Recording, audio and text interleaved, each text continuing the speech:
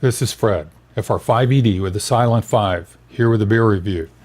This is another departure for me, since, as you know, I'm pretty much all about IPAs and Imperial IPAs with the occasional stout or porter or Imperial stout. I do venture out every once in a while, especially when somebody gives me a free beer to try.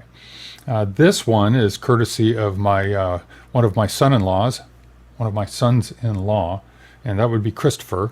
And this is Innocent Gun. Not had anything by Innocent Gun before, heard the name many times, seen it many times when I've been shopping, but have not ever picked one up.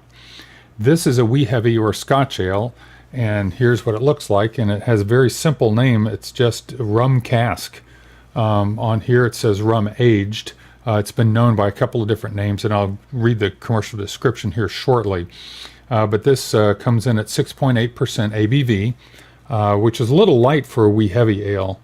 Get it? Light for a heavy ale. Anyway, but very interesting color, very amber, you know, in the bottle. But let's read about this. First of all, it rates an 80 overall and an 85 in style on ratebeer.com, and that's after 849 reviews.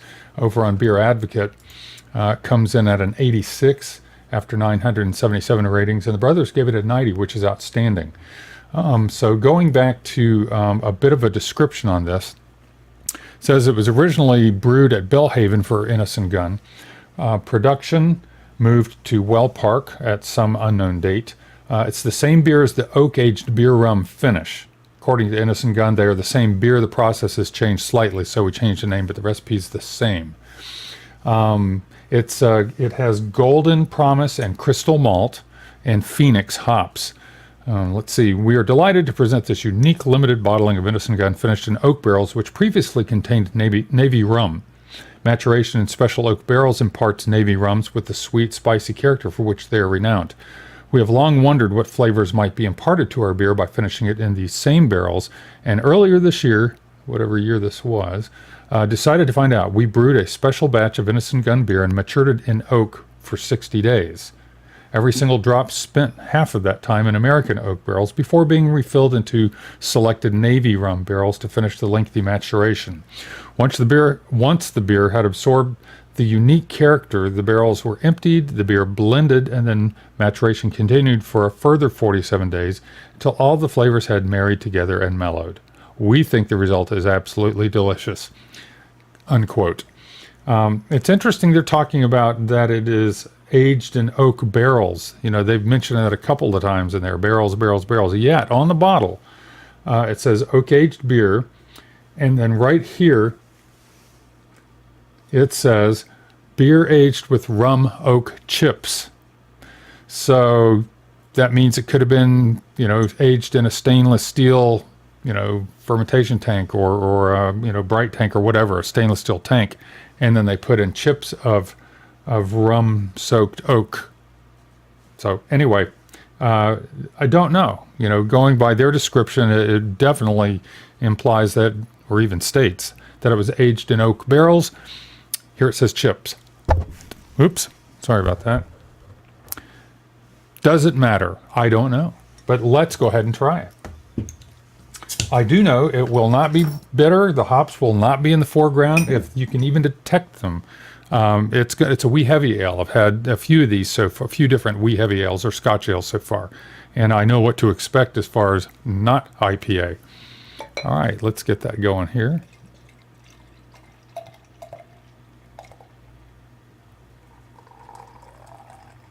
All right. That is, it looked clear coming out, and I am seeing, you can't see it on the screen, but I am seeing light come through here, and it is quite clear. It's a reddish brown. You know, it is definitely not, well, you saw it in the bottle. You did see that, so you got a good look at the color. Not a real pronounced head, and again, I don't often get one when I'm pouring into this snifter. But anyway, let's take a close look at the head there.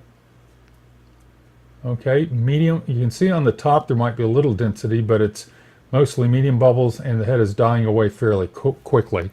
So let's go ahead and give it a smell. interesting because I can immediately smell the oak and I can kind of sense the rum there. Let me get my nose in a little further. It's only 6.8% ABV, but I almost sense the alcohol in there. That's and maybe it's because I do smell some of the rum, and you associate the smell of rum with 40% alcohol or more if you're into the 151 stuff. There's a bit of a tart smell to it, which I don't think that's going to translate because the wee heavy ales, the Scotch ales, don't typically, they're not sour, but there is a little bit of that tartness in the aroma. But definitely the oak. I've had some beers that have been aged in oak that were, to me, a little over the top. I don't mind a little essence of something, but I don't want it to be the main character. And this definitely is a gentle essence of the oak to me. Almost a leathery, oaky smell. It's very, very nice aroma. Let me give it a taste.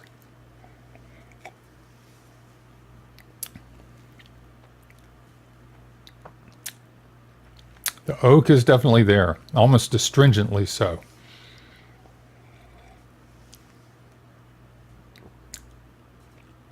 Although there is, not that it tastes sweet, but I think there's enough residual sugar there that it kind of off balances the astringency of the oak. But boy, I do get this tannic, this astringency, presumably from the oak.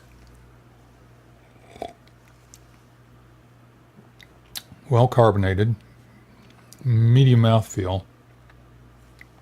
Trying to taste the rum.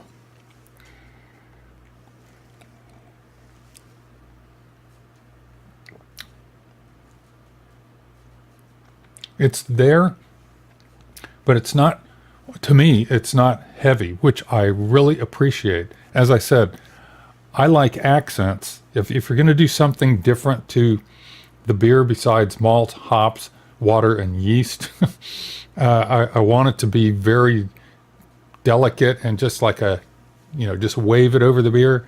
When I put pepper on, grind up some pepper on a steak going on the grill, I don't pile it up, so I'm having a little bit of steak with my pepper. I definitely like it, just a hint. I just like, well, I do go a little heavy-handed on the pepper on my steak. Maybe that's not a great analogy, but with my beer, if you're going to do something, I like this. I like the fact that the oak is an accent, that the rum is an accent. It's not like they've poured rum in here and turned it into a beer cocktail. So let me give one more taste and we'll finish up.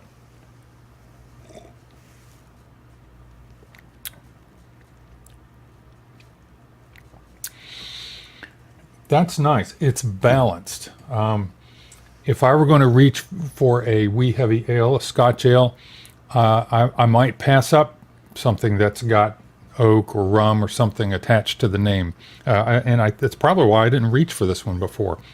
I don't know that I'd grab it again right away.